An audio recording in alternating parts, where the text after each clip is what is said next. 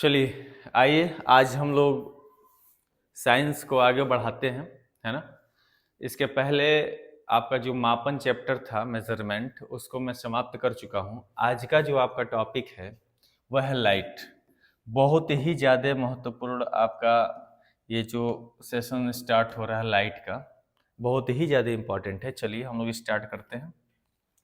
तो जितने भी बच्चे आप किसी भी एग्जाम की तैयारी करते हो, जहां पे भी साइंस पूछा जाता है, हर जगह के लिए ये जो है आपका क्लास उपयोगी सिद्ध होगा। इसलिए आप जो है अच्छे से इस क्लास को देखिए, ठीक है ना। चलिए आज हम स्टार्ट करते हैं बच्चा। दूसरा लेसन है प्रकाश, ठीक है ना। इसके पहले मैंने आपको मापन पढ़ाया था। तो प्रकाश क्लियर है। प्रकाश ध्यान से देखिए। अब लाइट, तो प्रकाश से आपके जो है एग्जामों में भर भर के प्रश्न पूछे जाते हैं, इसलिए इंपॉर्टेंट चैप्टर है आपका, ठीक है ना। अब ध्यान से देखना है। कहता है कि लाइट क्या होता है भाई, लाइट किसे कहते हैं, प्रकाश किसे कहते हैं। कहता है प्रकाश एक ऊर्जा है जिसके द्वारा हम किसी वस्तु को देख सकते हैं, ठीक है ना। बहुत सिंपल सा है, ध्यान से देखिएगा। कह रहा है बच्चा कि प्रकाश एक प्रकार की ऊर्जा है, एक प्रकार की ऊर्जा है, जिसके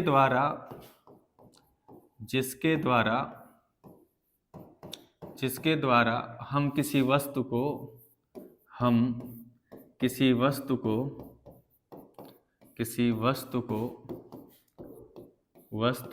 देख सकते हैं।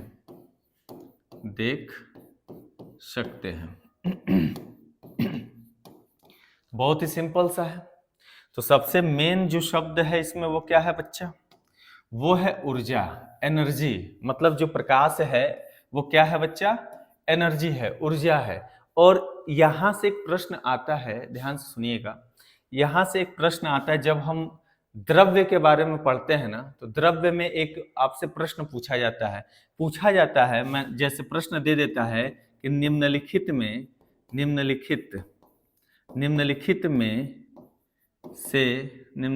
में से कौन सा, या फिर ऐसे भी दे देगा द्रव्य नहीं है, ठीक है ना। तो आपका ऑप्शन दे देगा लकड़ी है ना, बी ऑप्शन दे देगा जल, सी ऑप्शन दे देगा वायु, और आपका डी ऑप्शन दे देगा बच्चा प्रकाश, ठीक है ना। तो ध्यान से देखना, इस तरह के प्रश्न बने हैं। जब आप पीसीएस का प्रीवियस ईयर क्वेश्चन पेपर देखोगे, जो स्टेट पीसीएस का एग्जाम होता है, उसमें इस तरह के बहुत बार प्रश्न बने हैं, है ना। यहां तक कि जो रेलवे एनटीपीसी या फिर रेलवे का एग्जाम होता है जो भी, वहां पे भी साइंस को लेकर ये प्रश्न हूबहू इस तरीके के प्रश्न कई बार पूछे जा चुके हैं। तो देखो इसमें कह रहा है कि निम्नलिखित में द्रव्य नहीं है, मैटर कौन सा नहीं है ना। तो देखो लकड़ी हमारा द्रव्य होता है। द्रव्य का डेफिनेशन मैंने पहले ही क्लास में आपको बताया था कि भाई जो स्थान घेरता है, जिसमें भार या द्रव्यमान होता है, और जिसे हम अपने ज्ञानेंद्रियों द्वारा महसूस कर सकते हैं, उसी को द्रव्य कहते हैं। तो लकड़ी द्रव्य होता है बच्चा, जल भी हमारा द्रव्य होता है बच्चा, और जो वायु होता है वो भी द्रव्य होता है। लेकिन ये जो प्रकाश होता है ना बच्चा, ये प्रकाश ये द्रव्य नहीं होता है। तो आपका आंसर क्या हो जाएगा, डी ऑप्शन से। और पीसीएस लेवल के एग्जामों में ये प्रश्न बन चुके हैं। और लेकिन जो आपका जो प्रकाश है वो द्रव्य नहीं है, तो है क्या। तो यहाँ पे देखो, प्रकाश द्रव्य नहीं है तो है क्या, तो आप कहोगे सर प्रकाश ऊर्जा होता है, द्रव्य नहीं होता है। क्लियर हो गई बात। तो यहां से प्रश्न आता है। तो चलिए अब देखिए तो प्रकाश एक ऊर्जा है जिसके द्वारा हम किसी ऑब्जेक्ट को देख पाते हैं, किसी वस्तु को देख पाते हैं, है ना। मतलब अगर किसी रूम में आपको बंद कर दिया जाए और चारों तरफ से लाइट ऑफ कर दिया जाए, कहीं पे एक सुराख भी ना हो, तो आपको उस रूम के अंदर रखी हुई कोई भी वस्तु दिखाई नहीं देगी।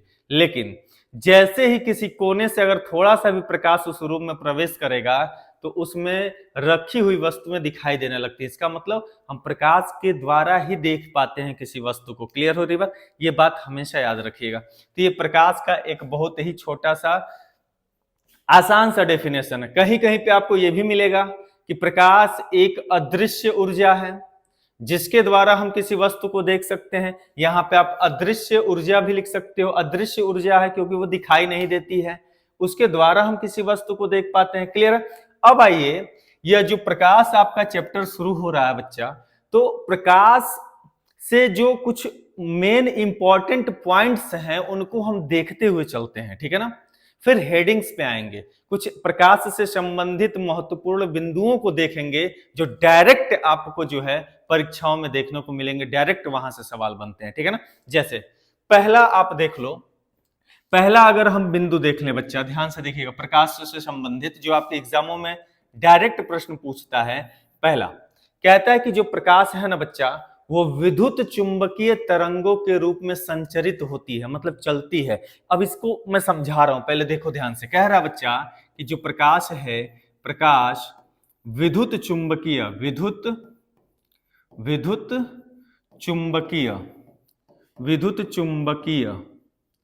तरंगों के रूप में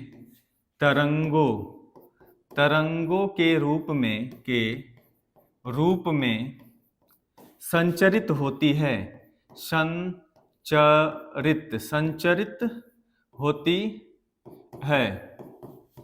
है ना। ये एक लाइन का जो आपका स्टेटमेंट आपको दिख रहा है ना, इसको हल्के में मत लेना, क्योंकि जितना भी पॉइंट मैं बताऊंगा बच्चा, ये सारा का सारा पॉइंट कहीं ना कहीं एग्जाम में आपको मिल जाएगा देखने को, है ना। जितना प्रीवियस ईयर क्वेश्चन आप लगा सकते हो, लगाना शुरू कर दो, बस पढ़ते रहो पॉइंट टू पॉइंट, है ना। अब इसको समझते हैं बच्चा। कह रहा है कि प्रकाश जो है विद्युत चुंबकीय तरंगों के रूप में संचरित होती है। संचरित होने का मतलब होता है चलना या गति करना, संचरित होना, चलना, है ना। मतलब प्रकाश अगर आपके एग्जाम में कभी भी पूछे कि किस रूप में संचरित होती है, तो आपका उत्तर क्या होगा बच्चा? विद्युत चुंबकीय तरंगों के रूप में संचरित होती है। अब कहोगे सर कि ये विद्युत चुंबकीय तरंगों के रूप में संचरित कैसे होती है? मतलब इसका यह है बच्चा कि प्रकाश को चलने के लिए माध्यम की आवश्यकता नहीं होती है। फिर ध्यान से सुन लीजिए ये लाइन, प्रकाश को चलने के लिए माध्यम की, मतलब मीडियम की आवश्यकता नहीं होती है। क्यों? क्योंकि जिस तरह से विद्युत चुंबकीय तरंगे बिना माध्यम के चलती हैं, उसी तरह से प्रकाश भी बिना माध्यम का ही चलता है। अब ये कहोगे सर माध्यम क्या होता है, तो ध्यान से सुनिए। मान लो बच्चा, ध्यान से देखना आप लोग, मान लो कि हम गए मार्केट से एक बल्ब खरीद के लाए। क्या खरीद कर लाए बच्चा? एक बल्ब खरीद कर लाए, ठीक है ना। मान लेते हैं कि एक बल्ब हमने मार्केट से ले लिया भैया, चलिए ये बल्ब ले लिया, ठीक है। अब बताओ, यहां पे अगर बोर्ड है, बोर्ड में स्विच लगा है, ठीक है ना। अगर हम केवल बल्ब को ऐसे ला के रख दिए और हम यहाँ पे बोर्ड पे स्विच को ऑन करेंगे, तो क्या ये बल्ब जलेगा? तो कहोगे सर क्यों बेवकूफी वाली बात कर रहे हो, है ना। कहोगे सर पहले आप तार जोड़ेंगे तब ना बल्ब जलेगा, है, तब ना इसमें बिजली आएगी। चलो अब तार लगाते हैं, ध्यान से देखो, तार लगाते हैं बच्चा, इसमें तार लगाते हैं। चलो हमने तार लगा दिया, इसमें तार लगा दिया, बोर्ड से कनेक्ट कर दिया। अब हम जब ऑन करेंगे बच्चा, तब ये बल्ब क्या होगा? बताओ जल्दी से, क्या होगा? ये बल्ब जल उठेगा। क्यों जला बताओ? क्योंकि उस समय जब हमने इस तार को नहीं लगाया था तो बिजली यहां से यहां पे नहीं आ पाई थी। इसका मतलब करंट को चलने के लिए, बिजली को चलने के लिए, मतलब विद्युत धारा को प्रवाहित होने के लिए माध्यम की आवश्यकता पड़ रही है। मतलब तार हमारा क्या है बच्चा? यहाँ पे तार हमारा माध्यम है, मीडियम है। मतलब बिजली को यहां से यहां तक आने के लिए तार की आवश्यकता पड़ती है, माध्यम की आवश्यकता पड़ती है। लेकिन प्रकाश को सूर्य से पृथ्वी तक आने में हम कोई तार लगाए हैं क्या कि चली आती है? नहीं, बिना माध्यम के ही तो आती है ना। बात समझ पा रहे हैं आप लोग? तो इसीलिए मैं कह रहा हूं कि जो प्रकाश है विद्युत चुंबकीय तरंगों के रूप में चलती है। इसका मतलब उसको चलने के लिए माध्यम की आवश्यकता नहीं होती है। हम फोन उठाते हैं और फोन घुमा देते हैं दिल्ली, तो क्या हम जो बात करते हैं, जो हमारा घंटी रिंग बजता है, फोन जाता है, वो तरंगे किस रूप में चलती हैं? वो तरंगे भी विद्युत चुंबकीय तरंगों के रूप में जाती हैं। कि हम यहां से लेके दिल्ली तार जोड़े हैं, हेलो मामा कैसे हो, है ना, पूछते हैं। तो तार और कुछ नहीं लगा, मतलब अगर तार जुड़ गया तो वो माध्यम हो गया, लेकिन बिना तार का हम बात कर रहे हैं, इसका मतलब इसको चलने के लिए माध्यम की आवश्यकता नहीं होती। ये चीजें आप याद रखिएगा। और ये भी स्टेटमेंट बना है बच्चा, इसको जरूर याद रखना, ये भी स्टेटमेंट बना, आप याद रखिएगा कि प्रकाश को चलने के लिए, प्रकाश को चलने के लिए या गमन करने के लिए भी, है ना, चलने के लिए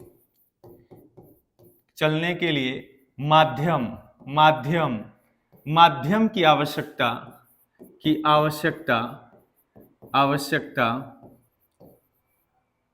नहीं होती है, ठीक है ना। अभी और डिटेल में हम जानेंगे कि ये कैसे चलता है, ठीक है ना। तो प्रकाश को चलने के लिए माध्यम की आवश्यकता नहीं होती, ये चीज याद रखिएगा। इसलिए कहा जाता है कि प्रकाश बच्चा, जो प्रकाश है, वो प्रकाश निर्वात में भी गमन कर सकता है। गमन कर सकता है लिख सकते हो, या चल सकता है लिख सकते हो, गमन कर सकता है। अब आपके मन में कुलबुलाहट होगी कि भाई ये निर्वात क्या होता है ना। कहा जा रहा है कि प्रकाश कहाँ चल सकता है, निर्वात में भी चल सकता है। निर्वात का मतलब होता है वैक्यूम, निर्वात का मतलब क्या होता है, वैक्यूम, खाली जगह। जैसे मैं समझा रहा हूं आपको, ध्यान से देखना। मान लो कि यहाँ पे सूरज है, क्या है, सन है, सूर्य है, और यहाँ पे हमारी पृथ्वी है। क्या है बच्चा, यहाँ पे हमारी पृथ्वी है। तो ध्यान से समझना, पृथ्वी के कुछ ही किलोमीटर ऊपर तक बच्चा वायुमंडल है। पृथ्वी के कुछ ही किलोमीटर तक क्या है हमारा, वायुमंडल है। उसके ऊपर जब हम आगे बढ़ते हैं तो ये जो स्थान सूरज और पृथ्वी के बीच का जो स्थान है बच्चा, ये स्थान खाली है। खाली होने का अर्थ ये है कि यहाँ पे किसी भी तरह की वायु नहीं पाई जाती है, मतलब वायुमंडल अनुपस्थित है, वायुमंडल नहीं है। इसी खाली जगह को बेटा हम कहते हैं निर्वात। क्या कहते हैं, निर्वात कहते हैं। बात समझ में आ गया। जो अंतरिक्ष है, जहां पर वायुमंडल नहीं है, किसी प्रकार की कोई गैस नहीं पाई जाती है, वहां पे उसी को हम निर्वात कहते हैं, साइंस की भाषा में वैक्यूम बोलते हैं। क्लियर है। तो प्रकाश कह रहा है बेटा, प्रकाश कहाँ चल सकता है, निर्वात में भी गमन। तो देखो, सूरज से जब प्रकाश चलता है बच्चा, ध्यान से देखिएगा, सूरज से जब प्रकाश चलता है तो इसी निर्वात, इसी खाली स्थान से होते हुए हमारे वायुमंडल में प्रवेश करते फिर पृथ्वी पे आती है ना। इसीलिए हम कहते हैं कि प्रकाश कहाँ से चल रही है भाई, निर्वात से होकर आ रही है हमारे वायुमंडल में। इसीलिए कह रहे हैं कि प्रकाश निर्वात में भी चल सकती है। बात समझ में आ रहा है। चलिए, बहुत अच्छी बात है। तो ये रहा 2 पॉइंट, बहुत ही ज्यादा इंपॉर्टेंट था। इन दोनों पॉइंट को आप याद रखिएगा, और खास तौर पे जो स्टेट पीसीएस की तैयारी करते हैं वो याद रखिएगा। यहाँ से भर भर के स्टेटमेंट बना हुआ है पीसीएस में, है ना। रेलवे वाले तो घोल के पी जाओ, यहाँ से पॉइंट उठा के डायरेक्ट पूछ देता है एक लाइन में, है ना। चलिए आइए आगे बढ़ते हैं। 2 हो गया, तीसरा पॉइंट देखते हैं बच्चा। तीसरा भी आपके रेलवे और पीसीएस के लिए इंपॉर्टेंट, जहां से खूब पूछता है। कहता है कि प्रकाश जो है ना बच्चा, मैं लिख के समझा रहा हूं। कहता है कि जो प्रकाश है, प्रकाश एक प्रकार का, प्रकाश एक अनुप्रस्थ तरंग है। एक हटा देते हैं, ऐसे डायरेक्ट लिखते हैं। प्रकाश जो है बच्चा अनुप्रस्थ तरंग होता है, अनुप्रस्थ तरंग होता है। तरंग है ना, होता है भी लिख सकते हो, है भी लिख सकते हो। क्लियर है। अब ये लाइन बहुत पावरफुल है, डायरेक्ट पूछता है आपके एग्जाम में कि प्रकाश किस प्रकार का तरंग है। आपका जवाब क्या होगा बच्चा, आप बोल देना कि प्रकाश जो है अनुप्रस्थ तरंग है। कैसा तरंग है, अनुप्रस्थ तरंग है। अनुप्रस्थ का क्या मतलब होता है, हम जैसे जैसे फिजिक्स में आगे बढ़ेंगे बच्चा, वैसे वैसे आप जानोगे कि एक चैप्टर आएगा वेव, तरंग। और तरंग में हम पढ़ेंगे कि तरंगे 2 प्रकार की होती हैं, एक अनुप्रस्थ तरंग होता है, एक अनुदैर्घ्य तरंग होता है। ठीक है ना। मतलब अब हम यहाँ पे अनुप्रस्थ आया तो अनुप्रस्थ का समझ लेते हैं। कहता है कि जब कंपन तरंग संचरण के लंबवत हो, जब कंपन तरंग संचरण के लंबवत होता है, उसे हम कहते हैं अनुप्रस्थ तरंग। नहीं समझ में आया होगा। आइए, ये तरंग संचरण की दिशा है। और जब कंपन वाइब्रेशन इसी दिशा के लंबवत, लंबवत का मतलब एक बार ऊपर एक बार नीचे, एक बार ऊपर एक बार नीचे, एक बार ऊपर एक बार नीचे, मतलब जब कोई तरंगे आपकी ऐसे ऐसे ऐसे ऐसे चलती हैं तो इसी को कहते हैं अनुप्रस्थ तरंग। क्लियर हो गई बात? जैसे जब हम किसी शांत तालाब में एक कंकड़ फेंक देते हैं तो आप देखोगे एक विक्षोभ ऐसे ऐसे बनता है, तालाब में बनता है ना, और वो कैसे चलता है, ऐसे ऐसे आगे बढ़ता है। जब हम किनारे पे बैठ के देखते हैं तो हमें ऐसे ऐसे बढ़ते हुए दिखाई देता है। तो वो जो पैटर्न मिल रहा है ना बच्चा, वही हमारा होता है अनुप्रस्थ तरंग। क्या होता है? अनुप्रस्थ तरंग होता है। जब हम रस्सी ले लें और रस्सी को ऐसे ऐसे करें झटके से, तो देखोगे आपको रस्सी का भी जो ये पैटर्न मिलता है, ये भी क्या मिलता है? अनुप्रस्थ तरंग का मिलता है। और जो प्रकाश आता है सूर्य से, वो भी कैसे चलता है? ऐसे ऐसे चलता है, लहरा के बल खा के। गाना सुने हो ना? सेम वैसे वैसे चलता है ये भी।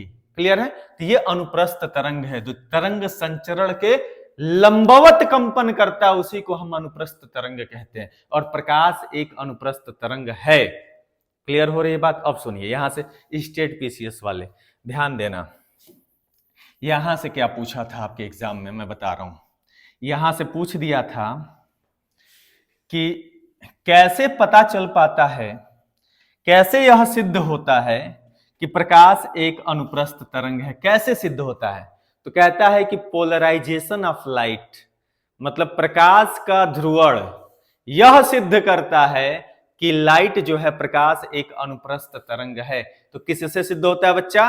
प्रकाश के ध्रुवण से, पोलराइजेशन ऑफ लाइट से। अब प्रकाश का ध्रुवण क्या है? घबराइए नहीं, ये पूरा का पूरा एक हेडिंग ही है, पूरा डिटेल में हम इसको पढ़ेंगे। यहाँ पे बस ये पॉइंट जरूर याद रखना बच्चा। क्यों याद रखना? क्योंकि स्टेट पीसीएस का ये बहुत ही फेवरेट सवाल है ना। उठा के ये लाइन धड़ाधड़ दे देता है, पूछ देता है। तो आप याद रखिएगा कि प्रकाश का ध्रुवण, प्रकाश का ध्रुवण है ना, ध्रुवण। ये प्रकाश का ध्रुवण क्या होता है बच्चा? मैं पढ़ाऊंगा, पूरा डिटेल बताऊंगा, घबराना नहीं। प्रकाश का ध्रुवण यह सिद्ध करता है, यह सिद्ध करता है कि यह सिद्ध करता है कि प्रकाश अनुप्रस्थ तरंग है। प्रकाश अनुप्रस्थ तरंग है। क्लियर हो गई बात? अब ये लाइन उठा के दे दिया था स्टेट पीसीएस में।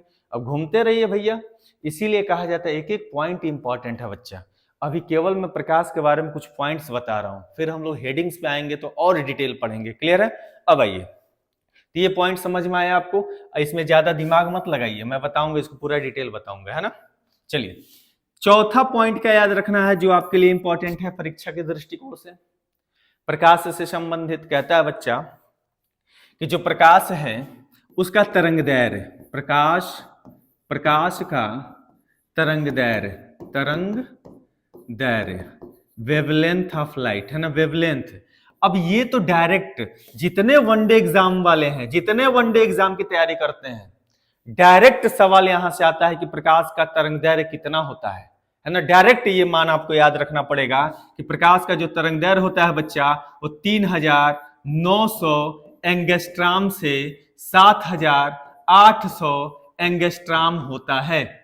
ये आपको वैल्यू किसी तरह से घोल के पी जाना है बच्चा, है ना। ध्यान से देखिएगा, मैं यहाँ पे लिख दे रहा हूं सही से, 7800 एंगस्ट्राम। ये ए के ऊपर जो सुन्ना बनाया हूं, इसको बोला जाता है एंगस्ट्राम। अगर आप लोग मापन, मेरा चैप्टर आप लोग नहीं पढ़े होंगे तो जाकर आप पढ़ लीजिए, उसमें मैंने पढ़ाया है एंगस्ट्राम। और एंगस्ट्राम में प्रकाश का तरंग दैर्घ्य मापा जाता है। क्लियर है? चलिए, तो कितना होता है बच्चा वैल्यू? जल्दी से बोल दो, कमेंट कर दो जल्दी से। 3900 एंगस्ट्राम से 7800 एंगस्ट्राम, 3900 एंगस्ट्राम से 7800 एंगस्ट्राम। किसी भी सूरत में, किसी भी हाल में आपको ये मान याद रहना चाहिए। ठीक है ना। चलिए, अब आ जाओ बच्चा, आगे बढ़ते हैं। ध्यान से देखना, मैं पेज चेंज कर रहा हूं। पांचवा कहता है बच्चा, आपसे पूछता है कि प्रकाश का निर्वात में चाल कितना होता है। बहुत ही ज्यादा इंपॉर्टेंट, प्रकाश का निर्वात में चाल पूछ देता है बच्चा। पूछता है कि प्रकाश का निर्वात में निर्वात में चाल, चाल पूछे या वेग पूछे, घबराने का नहीं, है ना। क्या याद रखना, 3 × 10⁸ मीटर प्रति सेकेंड, है ना, याद रखना है आपको। मतलब प्रकाश का निर्वात में चाल होता है 3 × 10⁸ मीटर प्रति सेकेंड होता है। ये मान आपको याद रखना, मतलब प्रकाश इतना तेज चलता है, ठीक है, इतना तेज चलता है। अब सुनो, यहीं से, ये तो पीसीएस में पूछा ही है, समीक्षा अधिकारी में, पीसीएस में, रेलवे के एग्जाम में, आपके यूपीएसआई के एग्जाम में, है ना, जहां जहां, बीपीएससी का तो फेवरेट है, कहीं भी है, जो स्टेटमेंट बना के घुसा देता है क्वेश्चन के अंदर, है ना। तो आपको ये वैल्यू याद रखना पड़ेगा। परीक्षा में यहाँ पे सेंटीमीटर दे देता है, अब बच्चे याद करके जाते हैं कि भैया 3 × 10⁸, तो आपको बच्चा मीटर अब प्रति सेकेंड याद करके जाना है। क्या याद करके जाना है, मीटर प्रति सेकेंड। यहीं पे परीक्षा में सेंटीमीटर प्रति सेकेंड दे देता है, और आप क्या देखते हो, आप देखते हो कि 3 × 10⁸ दिया और मार के चले जाते हो, यही गलती हो जाती है। लास्ट तक देखो सेंटीमीटर में दिया है कि मीटर में, मीटर वाला सही है, सेंटीमीटर वाला नहीं सही है। ये मान सेंटीमीटर में चेंज करने तो अलग हो जाएगा, ठीक है। चलिए अब सुनो, पीसीएस वाले, स्टेट पीसीएस वाले, अब यहां से आपके लिए क्या सवाल पूछ दिया, पूछा कि भैया जो प्रकाश का चाल है, वेग है 3 × 10⁸ मीटर प्रति सेकेंड, इसके बारे में सर्वप्रथम बताया किसने था, किसने बता दिया भैया, तो याद रखो, आ जाओ पीसीएस वाले, ध्यान से देखना। कहता है कि प्रकाश के वेग की गणना, है ना, प्रकाश के वेग की जो गणना है, गणना सर्वप्रथम, प्रकाश के वेग की गणना सर्वप्रथम किसने किया, तो याद रखना बच्चा 1676 ईस्वी, है ना। एक वैज्ञानिक, एक देश का नाम आता है, वो भी याद रखो। 1676 ईस्वी में डेनमार्क में एक वैज्ञानिक इसी टाइम पीरियड में था, जिसका नाम था रोमर। क्या नाम था बच्चा, रोमर था, रोमर, अरे रो रो के मर गया होगा रोमर, याद रखना, रो रो के मर गया होगा, रोमर, है ना। तो रोमर जो भाई साहब थे ना, इन्होंने सर्वप्रथम बताया था कि जो प्रकाश का चाल होगा वो 3 × 10⁸ मीटर प्रति सेकेंड होगा। ये याद रखिएगा, इस महाशय का नाम है, और ये रहने वाला कहाँ का था, ये रहने वाला था डेनमार्क का था। क्लियर होगी बात, तो ये जरूर आप याद रखिएगा। अब सुनिए, यहां से प्रश्न क्या बनता है, बहुत ज्यादा इंपॉर्टेंट। कहता है बच्चा, मैं यहाँ पे छोटा छोटा करके लिख दे रहा हूं, ध्यान सुनो। तो प्रकाश का निर्वात, निर्वात का मतलब तो समझा ही दिया था। आपसे पूछता है कि जल में प्रकाश की चाल कितनी होती है, तो मैं पूरा लाइन नहीं लिख रहा हूं, आप जरूर अपने कॉपी में लिख लेना। जल में जो प्रकाश का चाल होता है बच्चा, वो 2.25 × 10⁸ मीटर प्रति सेकेंड होता है, और ये भी आपके वनडे एग्जामिनेशन में खूब पूछा है, ठीक है ना। ये वैल्यू याद रखना है। अगर आपसे पूछे बच्चा कांच में प्रकाश की चाल कितनी होती है, कांच में, तो याद रखिएगा 2 × 10⁸ मीटर प्रति सेकेंड होता है। यह वैल्यू आपको याद रखना पड़ेगा। फिर एक और पूछता है बच्चा, हीरे में पूछता है, हीरे में प्रकाश का चाल कितना होता है, तो 1.24 × 10⁸ मीटर प्रति सेकेंड होता है। यह भी वैल्यू आपको याद रखना पड़ेगा। फिर देखिए वनडे एग्जामिनेशन वाले, 100 नहीं, ध्यान से देखो इधर। 9वां जो आपसे पूछा जाता है, तारपीन के तेल में, तारपीन, है ना, तारपीन के तेल में, अब कहोगे सर ये कौन सा प्रश्न है, ये पूछा गया एसएससी में, एसएससी का प्रश्न है। पूछा गया है कि तारपीन के तेल में प्रकाश की चाल कितनी होती है, तो बच्चा आप याद रखोगे, बहुत ज्यादा इंपॉर्टेंट, 2.04 × 10⁸ मीटर पर सेकेंड होता है बच्चा। इस वैल्यू को जरूर याद रखना है, ठीक है ना। चलिए एक बार रिवीजन करते हैं। प्रकाश की चाल निर्वात में कितनी होती है बच्चा, बताओ जल्दी से, 3 × 10⁸ मीटर प्रति सेकेंड। क्लियर हो गई बात। अगर पूछे आपसे कि जल में प्रकाश की चाल कितनी होती है, तो आपको बताना है 2.25 × 10⁸ मीटर पर सेकेंड। आपसे पूछे कांच में कितना होता है, तो 2 × 10⁸ मीटर प्रति सेकेंड। आपसे पूछे हीरे में कितना होता है, तो 1.24 × 10⁸ 8 मीटर प्रति सेकेंड। अगर आपसे पूछे कि तारपीन के तेल में कितना होता है तो आपको याद रखना बच्चा 2.04 गुणे 10 पे 8 मीटर प्रति सेकेंड। ये मान आपको घोल के पी जाना है। पीना ये तो इन सब चीजों को पियो ना जिससे लाभ हो। तुम लोग किस चीज के बारे में सोचने लगते हो, इसी को पियो, ठीक है ना। तो ये आपको वैल्यू आपको याद रखना पड़ेगा। कोई दिक्कत यहां तक किसी को नहीं है। चलिए अब देखो कुछ और पॉइंट पढ़ लेते हैं। आज के क्लास में एक प्रकाश से संबंधित कुछ महत्वपूर्ण पॉइंटों को देख रहे हैं हम लोग। कल के क्लास में पूरा एक हेडिंग वाइज देखेंगे इस चैप्टर का, बहुत मजा आने वाला है, ठीक है ना। इस चैप्टर में बहुत मजा आएगा आपको। अब आ जाओ एक महत्वपूर्ण पॉइंट देखते हैं जो आपके एग्जामों में कभी ना कभी पूछ ही दिया जाता है। क्या पूछता है बच्चा? आपके एग्जाम में कहता है कि पृथ्वी से, ध्यान से देखना, पृथ्वी से नहीं सूर्य से ना, प्रकाश कहां से आता है? सूर्य से। तो कहता है सूर्य से, है ना, पृथ्वी तक, है ना, पृथ्वी तक। तो सूर्य से पृथ्वी तक आने में प्रकाश को कितना समय लगता है? मैं पूरा लाइन नहीं लिख रहा हूं, बस सुन के आप लोग लिख लीजिएगा। कहता है कि सूरज से, मतलब मैं फिगर बना रहा हूं, अब ये सूर्य है ना बच्चा, सूर्य है, और ये हमारी है पृथ्वी, ये हमारी पृथ्वी। अब कह रहा है कि इस सूरज से प्रकाश को आने के लिए इस पृथ्वी पे कितना समय लगता है। अब समय पूछ दिया था एग्जामों में, है ना, तो समय कितना लगता है ये देखते हैं।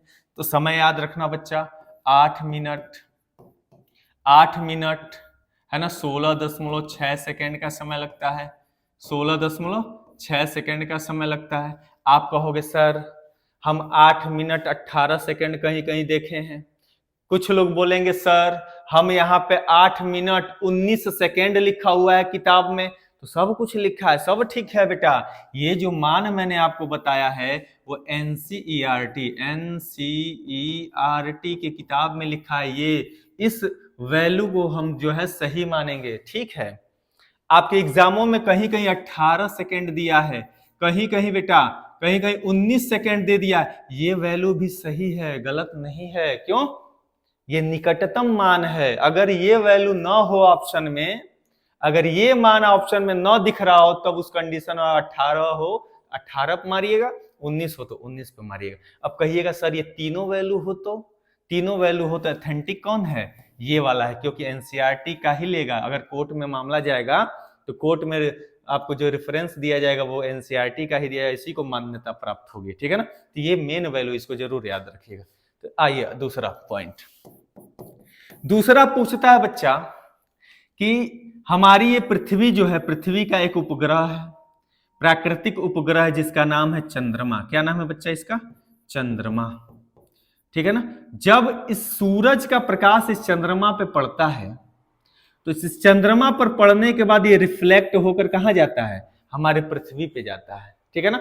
मतलब चंद्रमा से परावर्तित होकर जो प्रकाश जाता है पृथ्वी पे, तब पूछता है कि उसमें कितना समय लगता है। ये भी प्रश्न बना हुआ है, तो ध्यान से सुनिए। कह रहा है कि चंद्रमा से परावर्तित होकर प्रकाश कितने समय में पृथ्वी तक आती है, पृथ्वी पर आती है या पृथ्वी तक आती है। तो क्या याद रखिएगा बच्चा? ये मान याद रखिएगा, मैं लिख दे रहा हूं यहां पे, आप याद रखिएगा 1.28 सेकेंड। कितना समय लगता है? 1.28 सेकेंड का समय लगता है। मतलब चंद्रमा से प्रकाश जैसे ही चलता और पृथ्वी पे पहुंचता है तो वहां पे 1.28 सेकेंड का समय लगता है। क्लियर है? और यहां पे कितना लगता है बच्चा? 8 मिनट, है ना, 16.6 सेकेंड। ये मान याद रखना, कहीं कहीं दे देगा 8 मिनट 18 सेकेंड देगा, कहीं कहीं देगा 8 मिनट 19 सेकेंड देगा। अब ये तीनों मान के बारे में मैंने बता दिया है कि कब कब किस कंडीशन में किस ऑप्शन को सही मानेंगे। सबसे ज्यादा ऑथेंटिक ये है एनसीईआरटी के दृष्टिकोण से, ठीक है ना। तो कम से कम आप लोग प्रकाश से संबंधित इतने पॉइंट्स को जरूर याद रखिएगा, ठीक है। अब हम लोग क्या करते हैं, अब हम लोग आगे के क्लास में हम देखेंगे कि प्रकाश क्या है, ठीक है ना। तो थोड़ा सा एक छोटा सा अगर चाहो तो एक फोटान सिद्धांत पढ़ा सकता हूं इस समय, है ना, लेकिन छोड़ देता हूं। एक प्रकाश का पहला आपका क्लास है, तो एक आपको जानकारी के लिए क्लास हो गया है। अगले क्लास में हम पूरा डिटेल में बात करेंगे। जय हिंद। तब तक के लिए आप लोग जो है, अगर वीडियो अच्छी लग रही हो तो आप लाइक कर दीजिए, सब्सक्राइब कर दीजिए और इसको अधिक से अधिक लोगों तक शेयर कर दीजिए। धन्यवाद। जय हिंद।